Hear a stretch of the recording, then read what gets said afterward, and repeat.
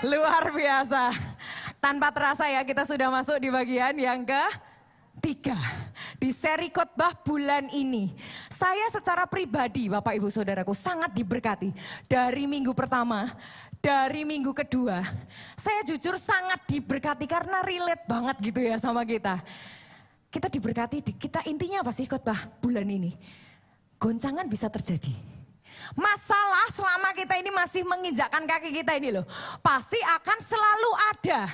Tapi gimana persoalannya, permasalahannya, kita tetap teguh, kita tetap stand still, walaupun ada masalah dan goncangan yang ada dan terjadi di dalam kehidupan kita.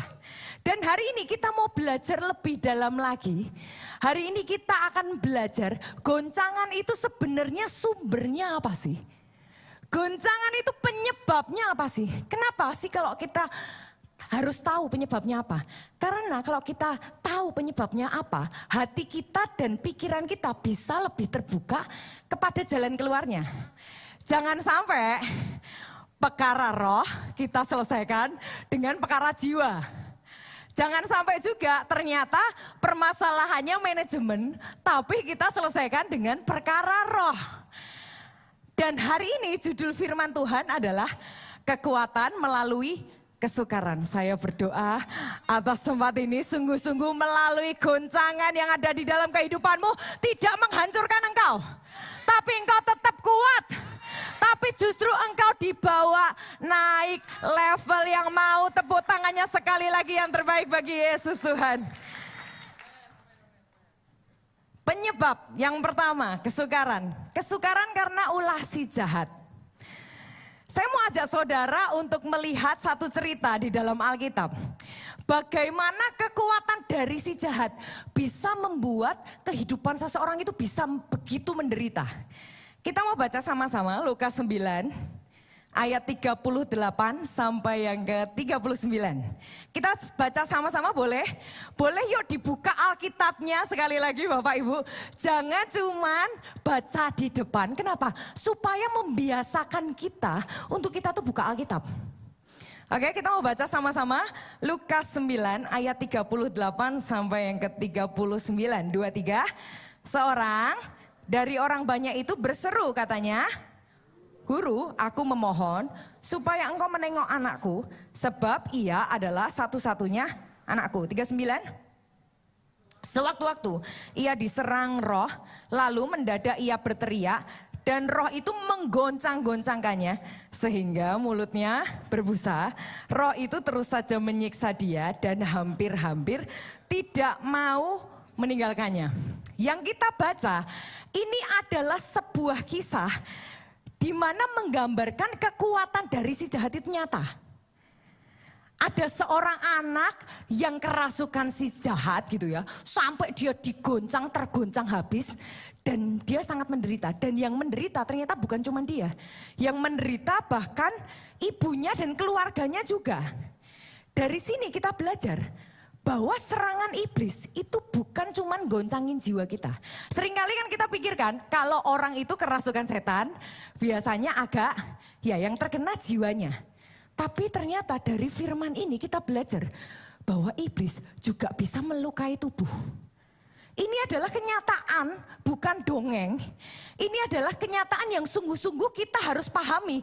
Bahwa serangan si jahat itu bisa sampai sedemikian merusak, dampaknya begitu nyata sampai membuat satu keluarga ini begitu menderita. Ada contoh lain di dalam Alkitab yang menurut saya juga sangat menggugah. Ayub.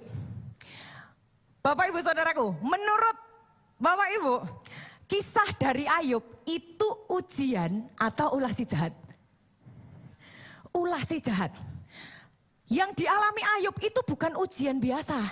Itu bukan penderitaan biasa. Tapi Ayub mengalami penderitaan yang begitu dalam dan bukan tanpa alasan. Di balik setiap penderitaan yang dialami oleh Ayub, ada si jahat di baliknya yang berusaha dengan kejam merampas semua kekayaannya, merampas kesehatannya, bahkan satu-satu orang yang dia dicintai itu diambil. ini bukan cuma kesulitan hidup, tapi yang dialami Ayub ini benar-benar ada dalangnya gitu loh Bapak Ibu. Dalangnya ya si jahat ini, tujuannya apa? Tujuannya cuma satu, merusak, mengambil, menghancurkan, membinasakan anak-anak Tuhan. Ada lagi di dalam Alkitab, Adam dan Hawa. Kok bisa? Kok bisa sih Adam dan Hawa kena serangan-serangan yang sebelah mana? Iblis itu adalah bapak segala dusta. Adam dan Hawa Bapak Ibu. Tadi di Alkitab kalau kita baca, manusia digambarkan serupa dan segambar dengan Allah. Tapi iblis bilangnya apa? Gak apa-apa. Sekali-kali kamu tidak akan mati, makan aja buahnya, kamu akan jadi serupa dengan Allah. What a lie. Itu kebohongan yang luar biasa. Kenapa? Karena Adam dan Hawa itu tidak usah makan buah itu, sejak dari semula mereka diciptakan serupa dengan Allah. Mereka nggak perlu makan buah itu untuk menjadi serupa dengan Allah, karena sejak dari awalnya mereka sudah serupa dengan Allah. Dan akhirnya Hawa terkena oleh tipu muslihat dari si jahat dan mereka akhirnya terkena kutuk. Mereka diusir dari Taman Eden dan itu semuanya adalah hasil dari muslihat si jahat. Saya tahu ada orang-orang di tempat ini yang nggak percaya hal-hal ginian gitu ya. Enggak lah, terlalu logis anak-anak zaman now. Nggak percaya kalau semuanya itu serangan, dikit-dikit ya salahnya kita, it's on us, it on us. Ada orang-orang tipe yang begitu. Tapi ada orang juga yang terlalu ekstrim Pak. Sedikit pusing dikit, oh ini serangan ini. Pernah ketemu nggak sama orang yang lagi kesandung sedikit, aduh ini pasti setan ini. Well anyway, saya juga nggak merasa kasihan sih kalau saudara sedikit-sedikit nyalain iblis juga ya terserah gitu. Karena dia memang sejak dari awalnya sudah salah. Tapi ini dua ekstrim yang kurang tepat. Tapi ada satu hal yang kita ingat. Kalau memang ada serangan dari si jahat, coba cek. Jangan-jangan pekerjaan kita yang kita sudah usahain, tapi kok proyeknya nggak gul-gul. Jangan-jangan itu ulah si jahat. Jangan-jangan keuangan kita yang kayak keran bocor, perasaan dapat tapi kok kayak mengalir begitu aja ya. Jangan-jangan kalau kita sudah teliti dan ternyata nggak kenapa-napa dari sisi kitanya, jangan-jangan itu serangan dari si jahat, karena it's real. Mungkin juga loh, di dalam rumah yang tadinya tenang-tenang, tiba-tiba sekarang sedikit-sedikit sensitif. Sedikit-sedikit tersinggung, sedikit-sedikit maunya marah. Jangan-jangan memang sungguh-sungguh ada serangan Pak. Bahkan ada loh sakit penyakit. Pernah ketemu gak orang-orang yang sakit karena memang diserang sama si jahat. Permasalahannya, kalau kita sudah sadar ternyata itu memang serangan, kita harus ngapain? Kan gitu. Saya mau membagikan satu ayat yang saudara bisa pegang seumur hidup saudara. Karena ayat ini sangat powerful dan ayat ini sungguh-sungguh jadi kunci saudara dalam berperang. Kita baca sama-sama 1 Petrus 5 ayat 8 sampai yang ke-9. Saya minta yang lelaki baca yang 8, kemudian 9 perempuan, oke? Kita mau baca ya, 1 Petrus 5 ayat 8 sampai yang ke-9. Yang cowok ayat ke-8, 2, 3.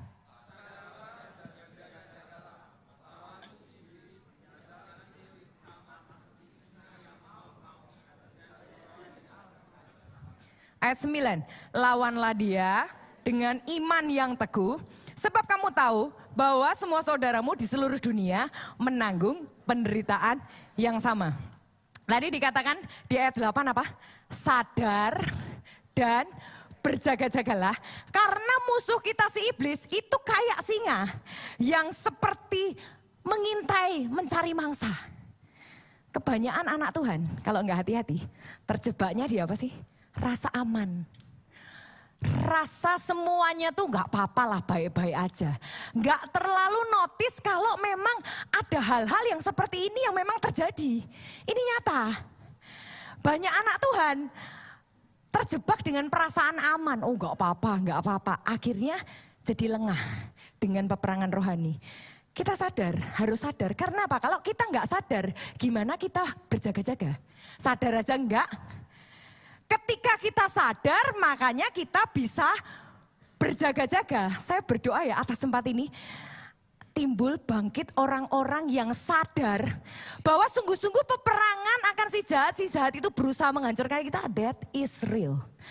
Oleh sebab itu pasang radar rohani, coba cek lagi permasalahan di dalam komsel kita, permasalahan di dalam keluarga kita, di dalam pernikahan kita.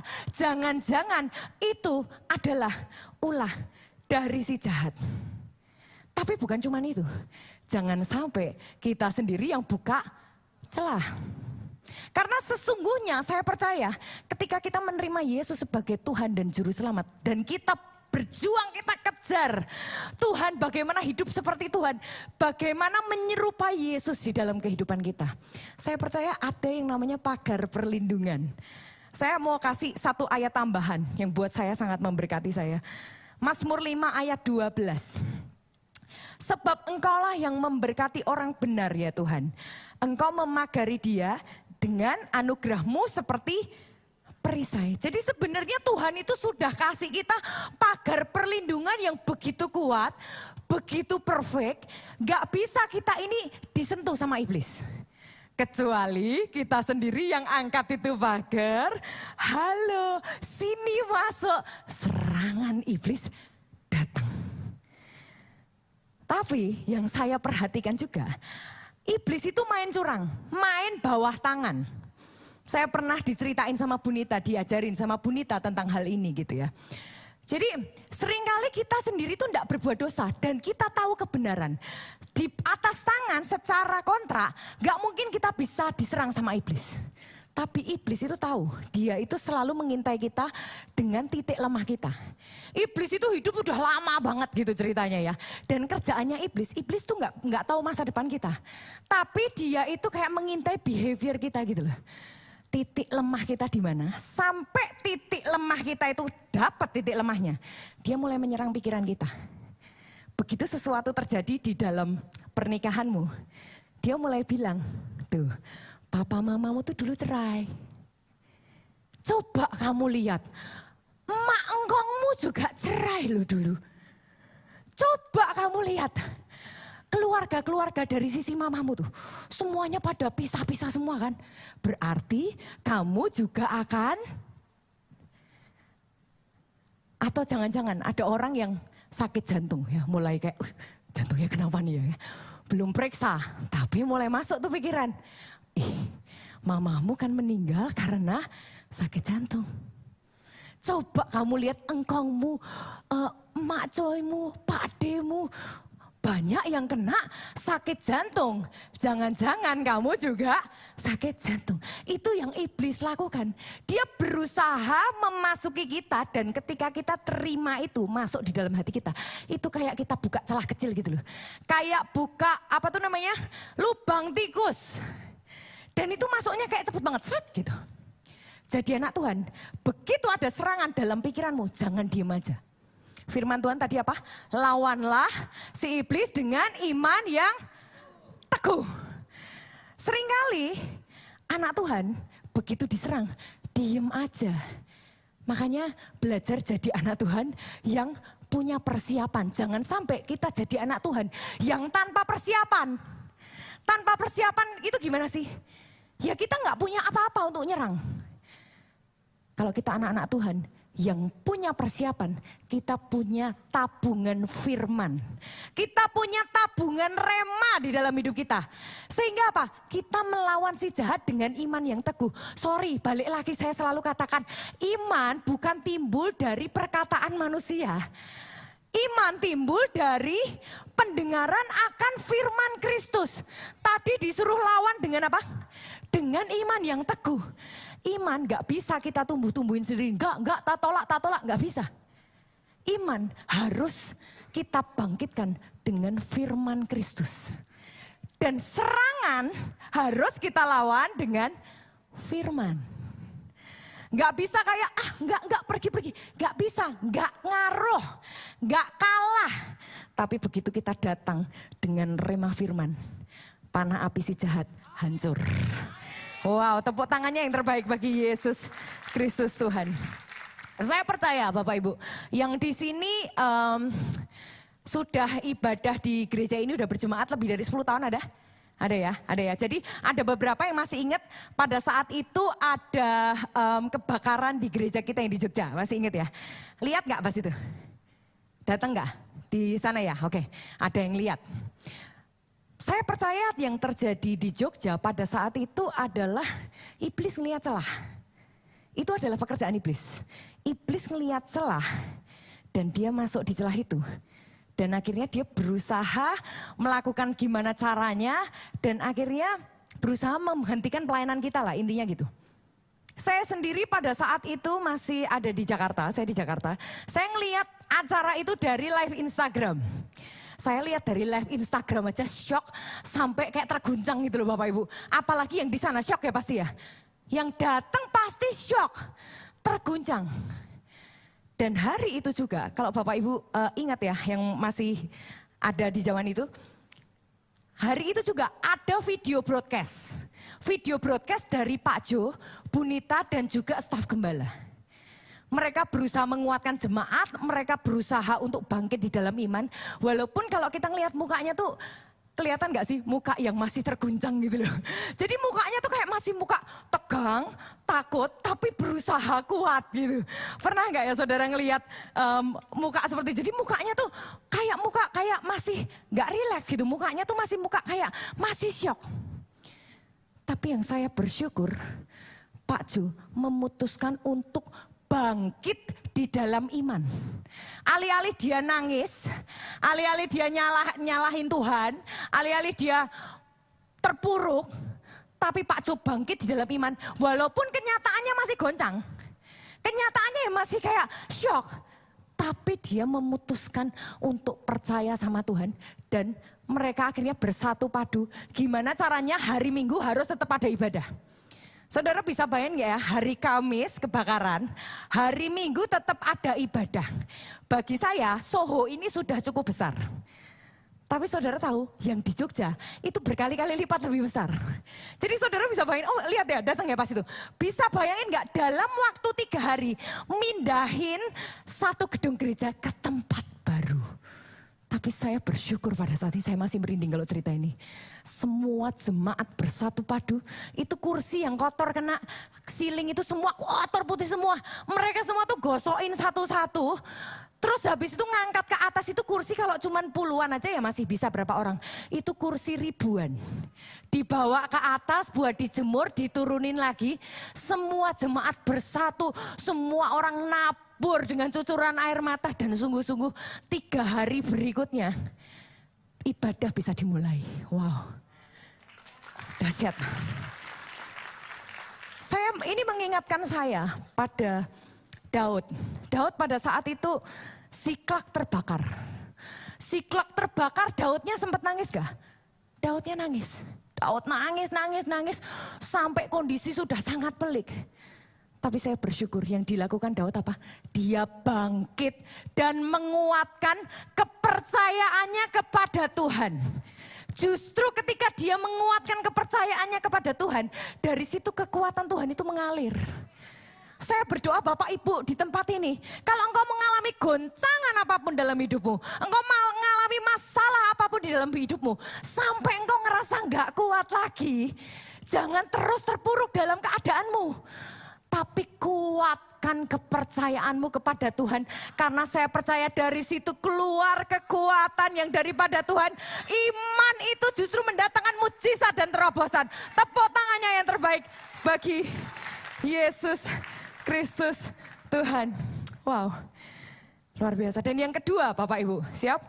Kesukaran karena kebodohan kita sendiri atau kesalahan kita sendiri. Kita perlu sadar bahwa ya memang ada yang namanya serangan dari si jahat. Memang ada sih ya yang namanya bisikan-bisikan yang berusaha nge-twist pikiran kita. Karena iblis itu kalau bisikinnya tuh halus loh. Bisikinnya tuh kayak sesuatu yang kayak, iya ya, bener ya gitu. Itu bisa nge-twist pikiran kita. Tapi seringkali kesukaran yang ada di dalam kehidupan kita karena bukan dari luar, dari diri kita sendiri. Karena kesalahan kita sendiri, karena kebodohan kita sendiri. Dan biasanya paling enak, memang paling cepat nyalain iblis. Atau nyalain orang lain. Atau nyalain kondisinya sini gitu. Atau yang paling parah nyalahin Tuhan. Padahal faktanya yang sering terjadi, kita yang kurang research. Kita yang kurang teliti. Kitanya yang gak terlalu paham, tapi kita buru-buru ngambil keputusan. Bapak Ibu, kita harus sadar bahwa setiap kesalahan bodoh atau keputusan bodoh yang kita ambil itu mendatangkan konsekuensi. Dan konsekuensi itu yang mendatangkan kesukaran terjadi dalam kehidupan kita. Jadi seringkali bukan orang-orang di sekitar kita, bukan roh jahat, tapi diri kita sendiri. Saya mau ajak saudara buat lihat satu ayat firman Tuhan. 1 Raja-Raja 18 ayat 17 sampai yang ke-18. Banyak baca Alkitab, yuk kita baca bareng-bareng, yuk bantu saya ya, sama-sama kita baca 1 Raja-Raja 18 ayat 17 sampai yang ke-18. 2, 3, segera.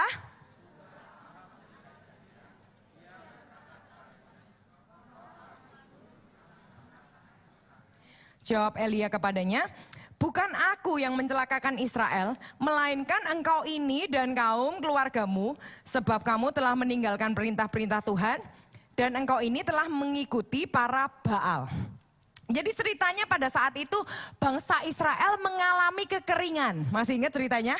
Bangsa Israel itu mengalami kekeringan selama 3,5 tahun, gak ada hujan ceritanya. Nah, Ahab tahu ini sebenarnya, tapi Ahab karena raja lah ya, langsung cari kambing hitam.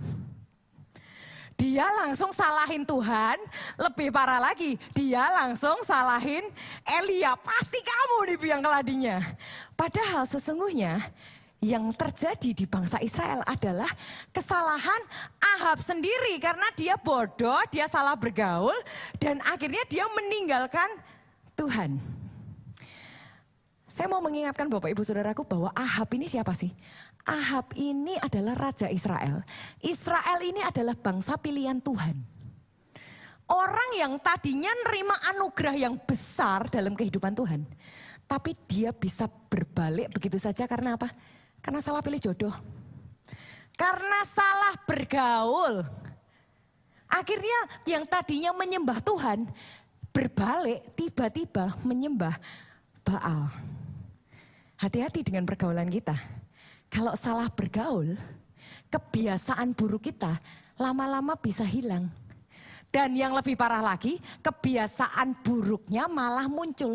Yang baik hilang, yang buruk muncul. Pernah nggak ya saudara ketemu sama satu geng gitu ya, yang seru, yang gaul gitu. Tapi buat mereka omongan yang kayak apa tuh, keluar animal-animal gitu loh, itu biasa. Ya kan, ada kan ya, ada orang-orang yang kayak dengan gampangnya tuh kayak ngomong animal truth gitu, kayak keluar gitu tuh gampang gitu. Dan kalau kita nggak hati-hati, kita jadi terbiasa di situ. Pernah nggak ya saudara ketemu sama satu geng yang seru gitu, yang ketawa-ketawa bercanda, tapi biasanya bercandanya nggak jauh-jauh, nyerempet-nyerempet, bahkan nabrak ke seputaran mesum atau porno. Walaupun dibikin bercanda loh. Kelihatannya kita ketawa-ketawa. Tapi at one moment kita jadi terbiasa. Be careful with that. Hati-hati dengan siapa kita duduk berjam-jam dan ngobrol. Kenapa? Karena kalau paradigmanya berbeda dengan paradigma Kristus, lama-lama kita bisa tergeser. Ngambil keputusan yang tadinya kita sejalan dengan lainnya Kristus, dengan paradigma Kristus. Tapi karena kita seringnya ngobrol, seringnya kita dengerin cerita mereka, akhirnya kita jadi, oh iya ya sebenarnya nggak apa-apa. Nah cara mainnya tuh biasanya di situ. Pelan-pelan, akhirnya bisa menggeser paradigma kita. Saya pernah melihat satu pengusaha Kristen. Dia memulai usaha gitu, saya tahu membuka usaha dari awal. Dan akhirnya berjalan, itu usahanya berjalan. Berjalan dan menurut saya jadi cukup besar. Dan ketika usahanya cukup besar ini, dia salah bergaul. Dia bergaul dengan teman-teman yang keren-keren gitu ya gaulnya. Terus tapi teman-temannya ini mulai bisikin tentang jalan pintas biar cepet kaya. Ada yang ikut praise tuh. Jalan pintas buat cepet kaya. Akhirnya apa yang terjadi? Semua dijaminin. Kantor dijaminin. Rumah dijaminin. Semua dijaminin. Dan akhirnya gak tunggu waktu berapa tahun. Habis karena pengen instan kaya salah pergaulan. Saya percaya setiap kita itu pasti pengen setiap usaha yang kita bikin itu pasti maju. Benar. Kita pasti pengen setiap pekerjaan yang kita lakukan ini menjadi lebih baik. Tapi kalau nggak dengan cara yang benar, buat apa? Bukankah ujungnya hanya kehancuran? Bapak Ibu, di Amerika ada satu gereja yang begitu cantik, kalau saudara Google sekarang masih keluar itu. Jadi 10 gereja tercantik di Amerika. Dan gedungnya betul-betul cantik, dibikin semuanya cantik sampai sekarang buat saya itu masih masterpiece. Tapi sekarang harus dijual. Sekarang sudah bukan punya gereja lagi, bukan gereja Kristen gitu ya. Dan sebenarnya yang terjadi di situ bukan karena Tuhan gak memberkati, tapi karena kesalahan mereka sendiri dalam mengelola keuangan. Ketika iblis gak bisa menggoda kita dengan dosa, dia akan menggoda kita dengan ambisi. Ketika iblis gak bisa membuat kita berbuat dosa, dia akan ngasih kita iming-iming. Gereja akhirnya terjebak di dalam satu ambisi yang di luar anugerah Tuhan. Yang melebihi anugerah Tuhan. Dan pada akhirnya mereka ini awalnya memulai proyek dengan proyek nekat. Proyek yang semua itu pakai hutang gitu loh, saudara, tahu gak sih? Semuanya proyeknya pakai hutang. Ketika semuanya itu kondisi dunia lagi baik-baik saja, mereka tetap jalan bisa. Tapi fondasi kita seperti apa, fondasi keuangan kita seperti apa, itu tergantung ketika badai datang. Dan ketika resesi datang, mereka nggak kuat. Mereka nggak kuat dan akhirnya gereja yang begitu cantik, begitu indah, tadinya pelayanannya begitu besar, hancur. Dan ini jadi pengingat buat setiap kita. Tuhan itu memang memberkati. Tapi kewajiban kita lah buat mengelola. Apa artinya sih bangunan megah, tapi akhirnya berujung pada kehancuran. Ada juga orang-orang itu yang menderita sakit. Tapi sakitnya bukan karena iblis ya dia. Orang menderita sakit karena pola makan. Orang menderita sakit karena nggak tahu makan yang sehat tuh kayak gimana sih. Manis-manis semua dimakan. Nasi tepung semua dimakan. Tanpa tahu yang sehat itu seperti gimana. Ada orang-orang yang sakit karena pola tidurnya nggak benar. Ada orang-orang yang sakit karena kebodohan mereka sendiri. Dan firman Tuhan hari ini jelas. Kalau saudara ngerasa saudara ngalamin kesukaran karena kebodohan saudara sendiri, bertobat. Karena masih ada pemulihan ketika kita berbalik dan kita menyadari kebodohan kita. Dan kita menuju kepada jalannya Tuhan yang mau tepuk tangannya yang terbaik bagi Yesus Tuhan. Ketika pandemi kemarin Bapak Ibu, kan pandemi itu semua nggak mudah ya. Semua tutup, masih ingat nggak pada saat itu? Pekerjaan saya pada saat itu tutup untuk sementara tapi setelah itu jalan. Tapi suami saya, kan dia kerjaannya kan konstruksi gitu ya. Semuanya kan gak ada yang bangun ya pada saat itu. Akhirnya pada saat itu yang dia lakukan adalah dia itu belajar investasi. Belajar kripto. Ada gak yang pas pandemi kemarin kan lagi hype tuh ya. Belajar kripto dia. Jadi setiap hari yang dia lakukan karena di rumah kan banyak di rumah. Nyetel YouTube yang terkenal gitu. Terus kemudian yang dia lakukan adalah dia lihat Telegram ini segala macam. Pokoknya semua yang berhubungan dengan kripto dia pelajarin. Sampai satu titik dia melihat sebuah pola. Wah, aku ketemu nih Beb. Satu token ini yang dulu nih pernah sukses nih, tokennya mirip kayak gini. Naiknya tuh jutaan kali lipat. Waduh, saya langsung, serius? Iya, naiknya tuh banyak banget deh pokoknya. Dari beli ini gitu. Nah ini ada keluar baru nih, mirip nih gitu.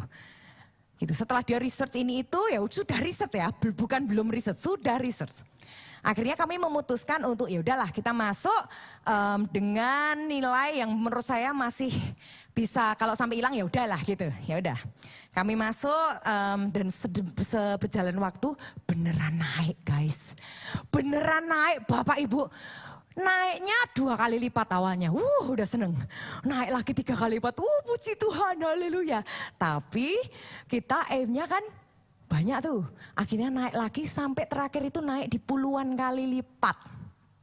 Saudara bisa bayangin gak ya, masa pandemi, saudara investasi dan itu naik puluhan kali lipat. Tapi suami saya bilang jangan. Kenapa? Nanti ini pengennya aimnya itu naiknya itu ribuan bahkan ratusan ribu kali lipat. Oh ya amin ya kan. Udah. Namanya manusia ya nggak apa-apa ya kan, berusaha dan berharap. Sampai satu kali, saya waktu itu ibadah sudah dimulai, tapi masih pakai masker gitu-gitu lah ya. Saya itu duduk di sebelah situ, baru dengar ibadah.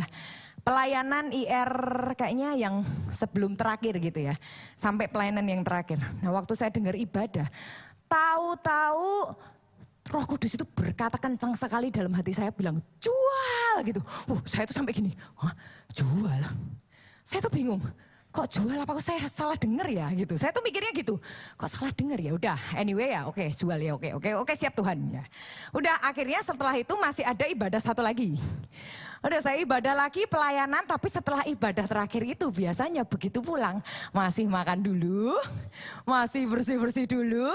Terus saya masih nidurin anak dulu, ketiduran. Saudara tahu jam 2.30 pagi saya dibangunin sama suami saya. Suami saya bilang, token kita diambil sama ownernya semuanya. Terus sekarang udah tempat saya tinggal sisa berapa diambil juga sama dia. Dan semuanya di drop, semuanya jadi zero. Puji Tuhan, puji Tuhannya. Saya nggak untung, tapi juga nggak rugi. Jadi ya udah aja lah gitu. Tapi saudara tahu nggak di sini, ketidakpekaan manusia itu sebenarnya yang menghalangi momentum Tuhan itu terjadi.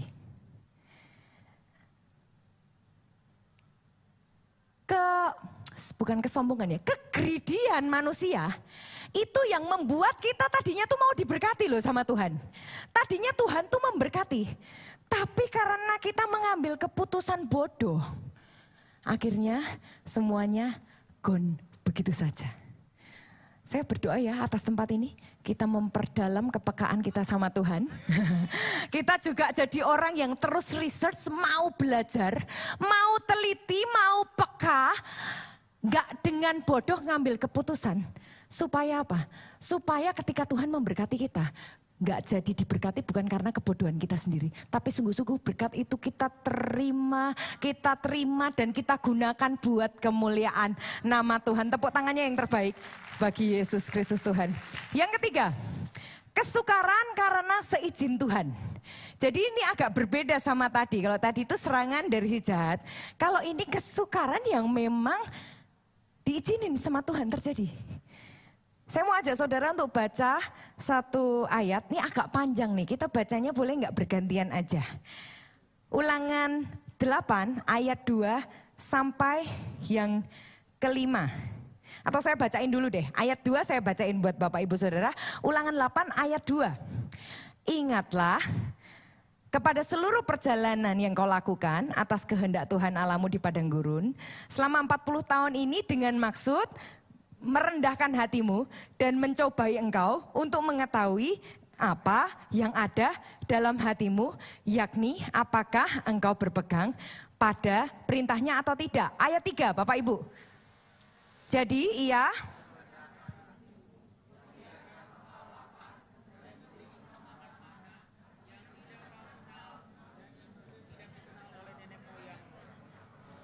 untuk membuat engkau mengerti bahwa manusia bukan hidup dari roti saja, Tetapi manusia hidup dari segala yang diucapkan oleh Tuhan.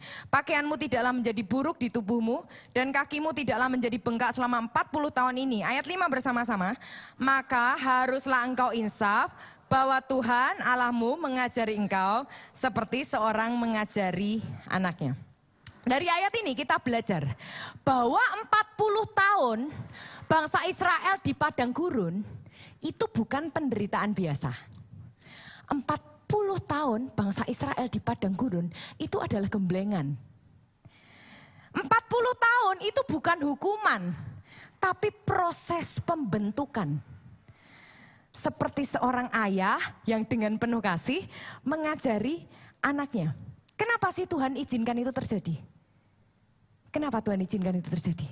Tuhan mengizinkan itu terjadi supaya pengen ngerti maksud dan tujuan yang ada di dalam hati manusia itu seperti apa.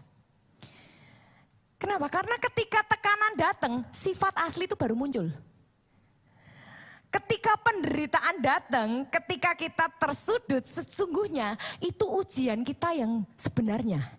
Kita tetap cari Tuhan atau kita cari jalan lain.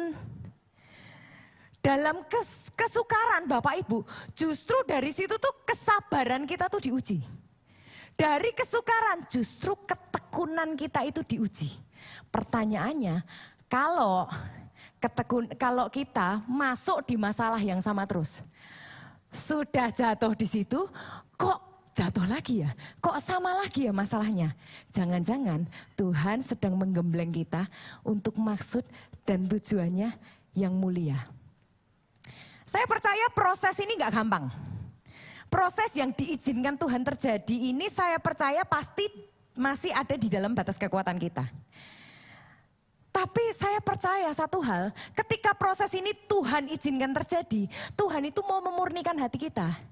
Tuhan itu justru mau memperkuat kita, bukan untuk menghancurkan, tapi aim-nya Tuhan itu lebih besar. M-nya Tuhan itu mau kasih kita perkara yang lebih besar lagi. Kita baca sama-sama, Roma 5 ayat 3 sampai yang keempat. Roma 5 ayat 3 sampai yang keempat, kita baca sama-sama 2-3. Dikatakan, kita malah, udah ketemu belum? Roma 5 ayat 3 sampai 4. Oke, yuk. Roma 5 ayat 3 sampai 4, 2-3 dikatakan, kita malah bermegah juga dalam kesengsaraan kita, karena kita tahu bahwa kesengsaraan itu menimbulkan ketekunan, dan ketekunan menimbulkan tahan uji, dan tahan uji menimbulkan pengharapan. Ketika momen kesukaran, justru kesetiaan dan komitmen kita kepada Tuhan itu diuji. Ujian itu tidak datang ketika segala sesuatunya baik-baik saja. Justru ketika ada tekanan, kita itu memilih cari Tuhan atau pilih cari jalan pintas. Banyak orang-orang kalau ujian datang, nih yang saya sering temuin ya. Kalau lagi banyak masalah, bisa doa nggak kira-kira? Susah ya kan, namanya juga banyak masalah. Kalau banyak masalah, mau masuk worship, bisa apa enggak? Susah. Tapi seberapa banyak, begitu banyak masalah, sudah tahu susah doa, begitu susah worship, malah pergi dari hadirat Tuhan. Malah perginya jalan-jalan, ya jalan-jalan sebentar masih oke lah. Tapi enggak balik lagi untuk mencari Tuhan gitu loh. Padahal di gereja kita itu Bapak Ibu Saudaraku, ada kita ini membangun satu, namanya Pondok Daud. Dan buat saya itu kemarin sampai nggak habis pikir nih, saya udah ceritain ke beberapa teman-teman yang Pondok Daud. Saya itu lagi benerin alis gitulah Bapak Ibu ya, lagi merem diginiin. Kan ditanyain gitu, sambil ditanyain gitu, gereja mana? Oh di sini, di Haleluya Center deket sini kok gitu kan ya. Dia cuma bilang, oh yang ada Pondok Daud itu ya? Ada, kenapa? Saya dikasih tahu sama teman saya, padahal temennya juga bukan gereja kita. Katanya kalau lagi susah hati, lagi berbeban berat, datang aja ke Haleluya Center. Oh, tepuk tangannya yang terbaik bagi Tuhan. Saya tuh kayak, oh gitu ya, oke. Dan singkat cerita Bapak Ibu, seringkali manusia ketika masuk di dalam satu permasalahan, justru menjauh dari hadirat Tuhan. Di gereja kita padahal punya Karena gini, seringkali ketika kita nggak bisa doa sendiri, ketika kita doanya bersama-sama, itu sangat amat membantu. Teman-teman yang Pondok Daud sering bilang, begitu ada masalah kita mau doa sendiri aja susah. Begitu di Pondok Daud langsung masuk. Saya berdoa ya atas tempat ini, kita enggak, justru ketika ada masalah, kita justru enggak keluar dari hadirat Tuhan. Kita justru datang mencari Tuhan. Proses itu enggak gampang memang ya, namanya proses ya kan. Sama seperti besi, kalau besi itu ditajemin, mau dibentuk caranya gimana sih? Dipanasin. Dalam kehidupan kita, kalau kita mau dibentuk harus ada proses pembakaran. Kalau kita mau membentuk badan kita, kita harus masuk di dalam proses pembakaran lemak. Dalam kehidupan kita sama, kalau karakter kita mau dibentuk sama Tuhan, kalau hidup kita mau dibentuk sama Tuhan, kita harus masuk di dalam proses pembakaran. Panas itu sakit nggak panas? Sakit, tapi justru lewat panas, dilelehin kan besi itu, kaca itu dilelehin, dibentuk untuk sesuatu yang lebih indah, sesuatu yang lebih berguna, sesuatu yang lebih bernilai. Amin. Tepuk tangan yang terbaik bagi Yesus Tuhan. Di dalam Alkitab ada satu raja, namanya Raja Nebukadnezar. Raja Nebukadnezar ini ngalami yang namanya proses pembentukan Tuhan yang luar biasa. Kenapa? Apa tuh namanya akal sehat. Akal sehatnya tuh diambil. Saudara bisa bayangin gak kalau akal sehatnya diambil? Ya gak sadar. Tapi kalau Raja Nebukadnezar, akal sehatnya gak diambil, dia akan tetap sombong. Raja Nebukadnezar kalau gak direndahkan sampai sedemikian rupa, dia akan tetap angkuh. Tapi justru setelah dia direndahkan, dari mulut bibirnya dia menyembah Tuhan dan mengakui kebesaran Tuhan. Seringkali Bapak Ibu lewat masalah itu ngikis kesombongan kita. Seringkali justru dari masalah kita itu dibentuk untuk jadi rendah hati. Seringkali ada ya orang-orang ya, karena dibentuk sama Tuhan, akhirnya males, dirubah jadi rajin. Mau gak mau, seringkali Tuhan izinkan terjadi untuk mengikis yang Tuhan gak suka itu dikikis semuanya. Seringkali Tuhan itu mau pakai kita, tapi nggak bisa. Kenapa? Hatinya terlalu kecil. Ngaca aja bilang ini kayak gini, ini gimana bisa dipakai Tuhan ya? Gak mungkin, gak kebayang itu. Rencana Tuhan dalam kehidupannya itu gak kebayang, gak bisa. Hatinya terlalu kecil. Justru dalam ujian, justru dari masalah, hati ini diperbesar. Hati ini diperluas. Buat apa? Buat terima rencana Tuhan yang besar. Jadi dalam hidupmu, jadi dalam hidupmu, jadi dalam hidupmu. Masalah, dari sini tuh saya belajar. Masalah itu bukan tandanya Tuhan jauh. Kalau kita sudah cek ya, kalau kita cek ini bukan serangan, kita juga kayak sudah jaga diri, nggak buka celah, kita juga nggak bodoh. Masalah dengan posisi yang tepat, itu justru tanda Tuhan bekerja. Ketika saya melihat paradigma ini ya, pikiran saya berubah dan saya percaya setiap pembelajaran yang ada di dalam kehidupan kita itu cuma punya satu tujuan. Tuhan cuma mau bawa kita naik. Dan saya percaya Tuhan itu mau mempersiapkan sesuatu yang jauh lebih besar ke atas pribadi, lepas pribadi yang mau aminnya yang terbaik bagi Yesus Tuhan. Pertanyaannya lagi. Apa yang harus kita lakukan saat kita ini ngadepin kesukaran? Kalau ngadepin kesukaran tuh harus gimana sih? Gitu ya. Cuman satu. Kuncinya cuma satu. Makin berpaut sama Tuhan. Udah itu aja kuncinya. Udah kita selesai aja apa gimana? Lanjutin ya. Ulangan 4 ayat 4. Sedangkan kamu sekalian yang berpaut pada Tuhan Allahmu masih hidup sampai hari ini. Bangsa Israel, saudara perhatikan. Orang-orang yang gak berpaut sama Tuhan, hidupnya mati di padang gurun. Tapi orang-orang yang berpaut sama Tuhan, bukan hanya bertahan, tapi mereka unshakable. Berpaut itu artinya apa sih berpaut? Berpaut itu apa? Berpaut itu apa, Fen? Berpegangan. Berpaut. Melekat, benar, berpegang. Yang namanya berpaut, kita tuh pegangan. Saudara pernah ngebayang gak? Saudara itu lagi naik kapal. Terus kemudian ada badai. ada angin kenceng. Kira-kira saudara malah kayak Titanic gitu? Atau saudara justru kayak pegangan? Pegangan, bener ya. Kalau badainya lebih kenceng, saudara lepasin pegangan atau saudara malah peluk lebih kenceng? Tapi kalau ada masalah, nangis-nangis mau ninggalin Tuhan toh? Padahal udah jelas-jelas tuh, kalau ada badai kita pegangan lebih kenceng. Seringkali anak Tuhan ada badai malah pergi ninggalin Tuhan. Lah ya kayak Titanic bisa tenggelam kan? Benar kan? Kalau ada badai, ya kita pegangan kerat lebih kencang. Badai dalam hidupmu makin kencang, makin besar. Ya berpautnya lebih kencang lagi. Yang tadinya ibadahnya cuma online, yang online sebelah sini ya, yang online, hayo. Datang onsite. Yang tadinya doanya cuma sembarangan, come on, ayo. Tekuk lututmu doa minimum 1 jam. Yang tadinya gak pernah baca Alkitab, ayo mulai baca Alkitabmu. Yang tadinya gak pernah puasa, siapa yang gak pernah puasa? Gak ada yang ngaku. Yang tadinya gak pernah puasa, ayo mulai puasa, mulai puasa, mulai puasa. Ada di sini yang belum dibaptis? Ayo, gak ngaku. Yang belum dibaptis, come on, yuk. Justru dari masalahmu ini, sign loh supaya Tuhan itu minta supaya kamu menyerahkan dirimu bagi Tuhan. Bulan depan tuh bulan Desember ya, bulan Desember nanti biar ngingetnya gampang gitu. Baptisnya kapan? Bulan Desember gitu. Mulai daftar, ayo baptis. Kenapa? Karena kita ini pengen benar-benar sah gitu. Jadi punyanya Tuhan. Dulu ibadah minggu aja cukup, jadi jemaat cukup.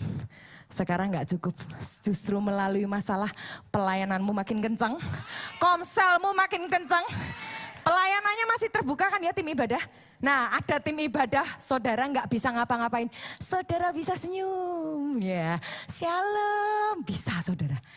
Konsolidator bisa. Saudara bisa main musik, langsung join PEC. Kontak itu yang di belakang, atau ICM ya boleh ya. Banyak pelayanan di sini, ada media, ada IO. Justru masalah datang tidak menghancurkan hidupmu, tapi membuat engkau makin bertaut sama Tuhan. Kuncinya pegangan yang kencang. Belajar dari kehidupan Daud.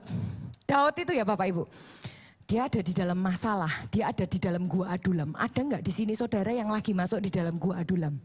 Saudara dikejar-kejar masalah padahal saudara nggak salah. Saudara mau dibunuh padahal saudara nggak salah. Saudara akhirnya terkungkung dalam kesendirianmu. Akhirnya saudara ngumpulin tim dan lain sebagainya. Itu kalau bagi orang lain, gua Adulam itu titik keputusasaan. Tapi bagi Daud, gua Adulam, justru dia makin berpaut sama Tuhan. Dia makin melekat, melekat dan melekat sama Tuhan. Saya percaya ya, justru di dalam masalah membuat kita nggak jauh dari Tuhan. Tapi semakin kemuliaan Tuhan itu dinyatakan. Tepuk tangannya yang terbaik bagi Yesus Tuhan. Ada satu kisah Pak Obaja. Pak Obaja ketika pertama kali membuka gereja kita Bapak Ibu. Saya tahu Pak Obaja itu kalau bahasa Jawanya itu kayak orang kaya lama gitu ya. Di Solo gitu. Jadi dia punya pabrik dan punya perusahaan yang cukup besar. Di tangan Pak Obaja bahkan semakin besar. Kalau saudara sudah seperti itu, terus dipanggil sama Tuhan, saudara mikirnya apa? Oh pasti pabriknya ini lebih diberkati lagi nih ya. Pabrikku pasti lebih besar, pasti mikirnya gitu. Tapi kenyataannya ketika Pak Obaja masuk sepenuh waktu, malah pabriknya hancur. Kalau nggak hati-hati ya, justru di masa gua Adulam seperti ini, banyak orang justru kecewa loh sama Tuhan. Lah aku sudah melakukan panggilanmu loh Tuhan, kenapa kok malah hancur? Tapi saya berdoa ya, saya percaya Pak Obaja justru menguatkan kepercayaannya sama Tuhan. Kalau enggak apa? Kita enggak ada di sini kalau enggak. Kalau enggak ada GBI Keluarga Allah. Dan dari situ saya membaca satu quotes Bapak Ibu. Don't bow to your problems, stand firm and they will bow to you. Masalah yang datang dalam hidupmu, jangan engkau bertekuk lutut sama masalahmu. Tapi berdiri teguh Tinggal tunggu waktu, masalahmu yang akan berlutut di depan hidupmu. Tepuk tangannya yang terbaik bagi Yesus Tuhan. Saya mau undang pemain musik maju ke depan. Satu ayat terakhir dan ayatnya cukup panjang. Ini ayatnya namanya judulnya hukum perang. Bapak Ibu Saudaraku, sadar apa enggak sadar kita ini hidup di dalam peperangan. Kita mau baca sama-sama hukum perang yang diajari oleh Alkitab. Ulangan 20 ayat 1, saya bacakan dulu. Apabila engkau keluar berperang melawan musuhmu dan engkau melihat kuda dan kereta, yakni tentara yang lebih banyak daripadamu, maka janganlah engkau takut kepadanya, sebab Tuhan Allahmu yang telah menuntun engkau keluar dari tanah Mesir menyertai engkau. Ada enggak di sini? Engkau yang mengalami masalah yang lebih besar dari kekuatanmu. Rasanya enggak sanggup. Engkau ngeliat musuhmu di depan tuh kayak tentara yang banyak gitu loh. Kayak nggak bisa, nggak mungkin, gimana caranya? Mungkin utangmu terlalu besar atau mungkin permasalahan keluargamu udah kayak, aduh nggak mungkin nih bisa. Ada saudara yang ngalami? Baca ayat ini lagi, jangan engkau takut kepadanya. Ayat 2 saya bacain. Apabila kamu menghadapi pertempuran, maka seorang imam harus tampil ke depan dan berbicara kepada rakyat. Kalau ada masalah terjadi, jangan malah engkau menjauhi pertemuan-pertemuan ibadah. Dikatakan loh tadi, hukum perang loh ini. Ada masalah besar terjadi, malah suruh dengerin imam. Imam tuh kalau di sini apa sih? Ya firman Tuhan, ya pendeta gitu. Kita dengerin, kita datang ke gereja, justru kita nggak peduliin apa, pokoknya Tuhan aku mau dengerin, Tuhan mau berkata apa. Dan sungguh-sungguh ya, kita baca lagi, dengan berkata kepada mereka, dengarlah hai orang Israel, kamu sekarang menghadapi pertempuran melawan musuhmu, janganlah lemah hatimu, janganlah takut, janganlah gentar, dan janganlah gemetar karena mereka. Sebab Tuhan Allahmu, dialah yang menyertai kamu untuk berperang bagimu melawan musuhmu dengan maksud memberikan kemenangan. Wow. Saya berdoa atas tempat ini ya. Timbul anak-anak Tuhan. Justru masalahmu makin besar, engkau makin bangkit. Engkau enggak menjauh dari panggilan Tuhan, malah justru engkau memperkuat imanmu sama Tuhan. Masalah itu biasa. Ada lagu yang berkata, masalah ada kada luarsanya. Yohanes 13 ayat 5 kalau saya enggak salah ya, di NIV. Dikatakan, aku ngelakuin ini, kamu sekarang tuh enggak tahu apa yang aku lakuin. Tapi nanti satu kelak kamu akan tahu. Masalah yang kau hadapi, mungkin sekarang kau nggak ngerti Tuhan ini maksudnya gimana. Kenapa kau izinkan terjadi? Tapi satu kali kelak kita akan ngerti, oh ini toh maksudnya. Boleh bangkit berdiri yuk sama-sama. Terima kasih Tuhan.